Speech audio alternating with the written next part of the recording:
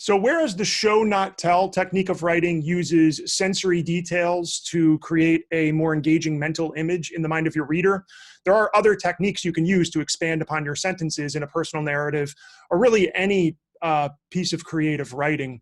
And so I want to talk about some of the easier strategies one can use to expand upon their sentences to make them come alive. So when you are thinking about a singular sentence within a personal narrative, one of the things that you can always be thinking about is how you might answer those traditional journalistic questions of when, where, how, and why. Those things help a narrative feel more fully developed. So keeping the show not tell method of writing in mind, another thing you can do is explore the when, the where, the how, and the why, as well as finding a way to put an adjective in a particular sentence. So let's pretend that you're writing a narrative, and part of the narrative is about the time where someone pulled a fire alarm in your middle school in the middle of winter, and everyone had to be rushed outside, and you're sitting outside in the freezing cold. That's perhaps part of your narrative. And you have this sentence: we stood outside for 20 minutes.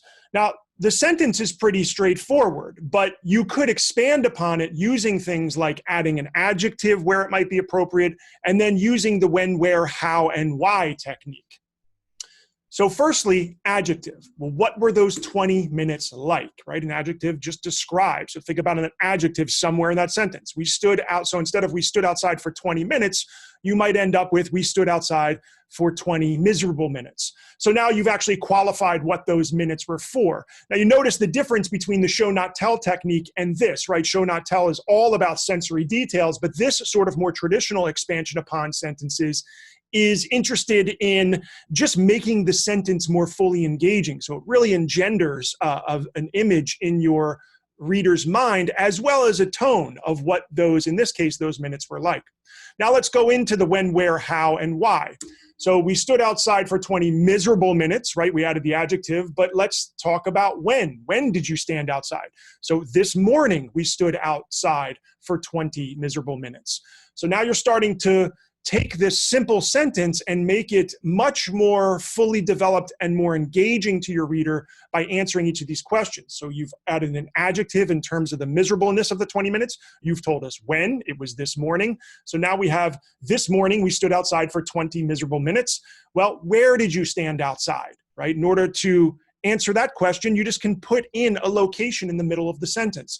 So this morning, we stood outside on a snow-covered sidewalk in front of the school for 20 miserable minutes, right? So we've had the adjective, when it happened, we added the location in terms of a snow-covered sidewalk in front of the school. And then what about the how of it? And when I say how, what I mean is, how did you stand out there? What were you doing? Aside from just being miserable, you know, what were you doing while you were out there? How were you standing? So this morning we stood outside on a snow-covered sidewalk in front of the school for 20 miserable minutes, and then adding something like the word shivering. This morning we stood shivering outside on a snow-covered sidewalk in front of the school for 20 miserable minutes. So you're explaining the way in which you stood outside. And then finally, why?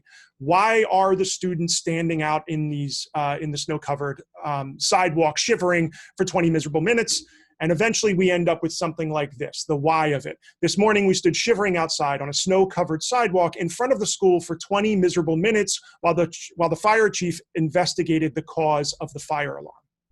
So notice the difference, right, from where we began to where we end. We stood outside for 20 minutes. That's where we started that sentence, and then we ended up with, this morning we stood shivering outside on a snow-covered sidewalk in front of the school for 20 miserable minutes while the fire chief investigated the cause of the fire alarm. So how do you apply this to your own personal narrative? It's really straightforward. Now, we're going to talk at length about the difference between revision and editing, but in a nutshell, you can think of revision as sort of the macroscopic approach to revising and big picture stuff, making the tone more appropriate, making the purpose more appropriate, making the sentences more descriptive. Editing is going down to granular level, word level, sentence level stuff, like, is this period correct? Am I using the right there?